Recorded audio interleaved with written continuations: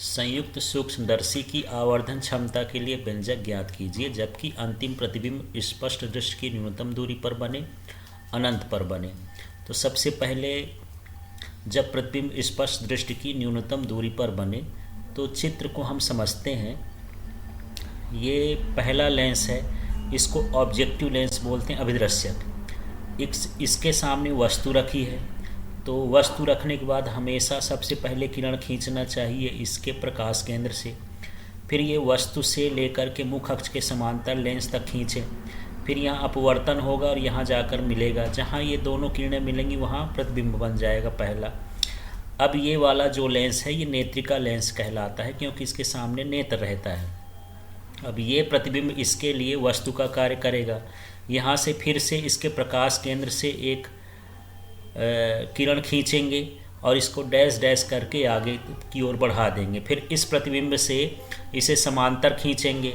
समांतर खींचने के बाद इसको ये इस वस्तु से मिलाते हुए आगे की ओर बढ़ाएंगे। जहाँ ये दोनों किरणें मिलेंगी ये अंतिम प्रतिबिंब बनेगा और ये प्रतिबिंब इससे स्पष्ट दृष्टि की न्यूनतम दूरी अर्थात डी दूरी पर बनेगा। अब यहाँ पर संकेतों को समझते हैं।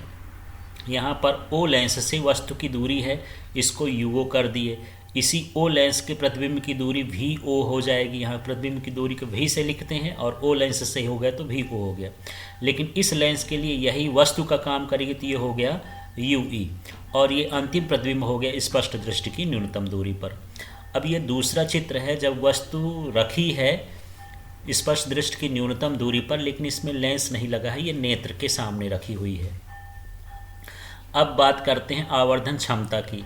तो आवर्धन क्षमता का परिभाषा है अंतिम प्रतिबिंब द्वारा निर्मित दर्शन कोण तथा स्पष्ट दृष्टि की न्यूनतम दूरी पर स्थित वस्तु द्वारा निर्मित दर्शन कोण के अनुपात को सूक्ष्मदर्शी की आवर्धन क्षमता कहते हैं। तो अंतिम प्रतिबिंब द्वारा निर्मित दर्शन कोण होता है बीटा और ये स्पष्ट दृष्टि की न्यूनतम दूरी अर्थात ये डी है, डी दूरी पर रखी वस्तु का कोण हो गया अल्फा।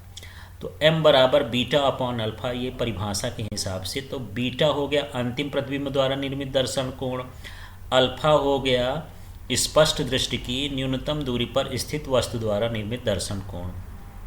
अब यहाँ हम tan अपने से लगा लेंगे दोनों तरफ, तो tan बीटा tan अल्फा हो जाएगा। ये यदि अल्फा बीटा के मान कम होते हैं तो हम इसे लगा सकते हैं। अब इसके बाद हम tan बीटा में देखेंगे बीटा कोण कौन से त्रिभुज में बन रहा है। तो ये बीटा कोण इसमें बनता है ए डैश बी डैश ई में।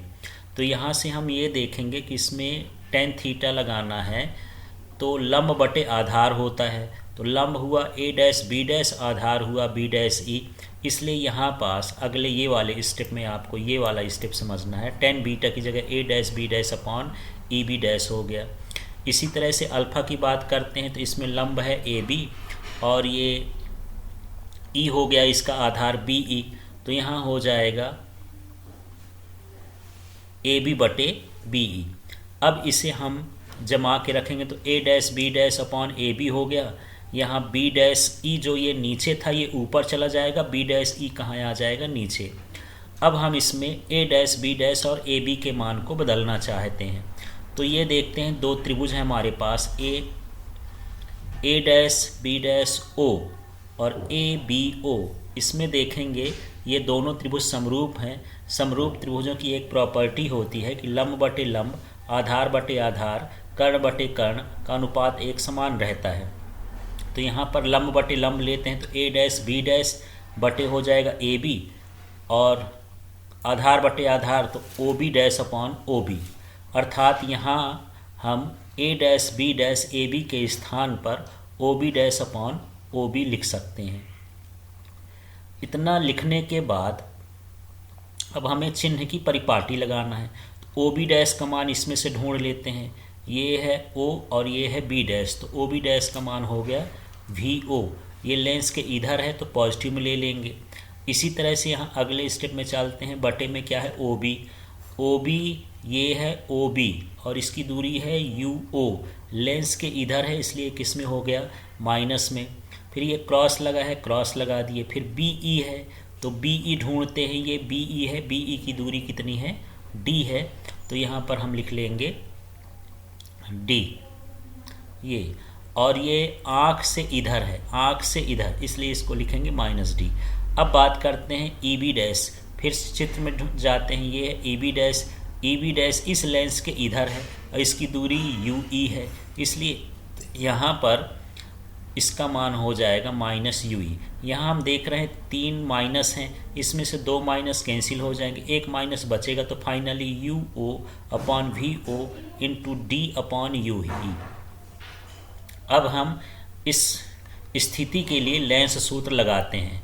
तो लेंस सूत्र में हम देखेंगे F बराबर +FE, तो इस लेंस के लिए लगाते हैं, नेत्रिका के लिए, तो इसकी फोकस दूरी F होगी और उत्तल लेंस की फोकस दूरी धनात्मक होती है, इसलिए F का मान F ही हो गया।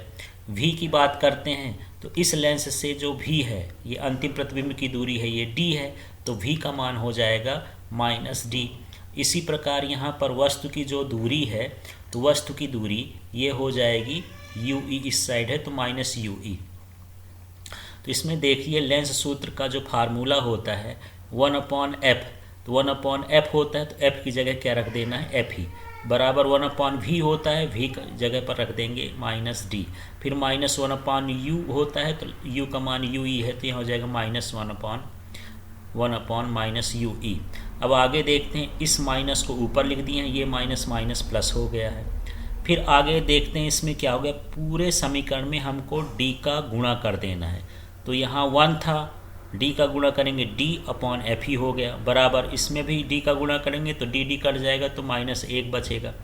इसमें d का गुणा करेंगे तो D/UE हो जाएगा। अब इसमें देखते हैं कि यहाँ इस -1 का पक्षांतर कर दिए इधर, तो 1 + D/f ही, और इधर बचेगा D/UE। तो चाहे इधर लिख दें चाहे इधर लिखें, एक ही चीज़ हो गया। तो D/UE बराबर हो गया 1 + D/f ही। अब ये हमारे पास आ गया समीकरण 2। अब हम समीकरण 1 और समीकरण 2 में से देखते हैं क्या है। तो समीकरण 1 ये है, m लिखा है, यहाँ भी m लिख दिए हैं। फिर क्या लिखा है, -VO/UO, यहाँ -VO/UO लिख दिए हैं। फिर इसके बाद यहाँ लिखा है D/UE, इसी को देखना है, D/UE। यहाँ देख लेते हैं, तो D/UE का मान क्या है, 1 + D/f ही, तो उसके स्थान पर ये रख देते हैं। अब इसमें नली की लंबाई क्या होती है, नली की लंबाई का मतलब है दोनों लेंसों के बीच की दूरी। तो इस लेंस से यहाँ तक की दूरी हम देखेंगे, तो ये VO और UE, इन दोनों को जोड़ देंगे तो पूरी दूरी बन जाएगी, यही नली की लंबाई होगी। तो नली की लंबाई बराबर VO + UE। अब इसमें दूसरा ऑप्शन ये भी दिया है कि जब प्रतिबिंब कहाँ पर बने, अनंत पर बने। तो जब प्रतिबिंब अनंत पर बनता है तो उसका चित्र ये देख लेते हैं। इसमें पूरा चित्र सेम है, बस ये है कि जो अंतिम वाली ये रेखा है ये समांतर हो जाती है, और वस्तु का प्रतिबिंब अनंत पर तभी बनता है जब वस्तु कहाँ पर स्थित हो, फोकस पर। तो यहाँ पर U = F ही हो गया, मतलब वस्तु की दूरी फोकस दूरी के बराबर हो जाएगी। तो इसे हम समीकरण 1 में रख देंगे। तो समीकरण 1 में चलते हैं फिर से, ये है समीकरण 1, m बराबर -VO/UO इंटू D/UE है, लेकिन यहाँ पर UE की जगह क्या हो गया है, F ही हो गया। तो इस तरह इस कंडीशन में नली की लंबाई फिर से देखते हैं, तो ये जो VO है, यहाँ से यहाँ तक की दूरी, यहाँ से, और UE F ही हो गया है, तो VO + F ही। इस प्रकार ये संयुक्त सूक्ष्मदर्शी की तैयारी करना है। Thank you, share, subscribe it.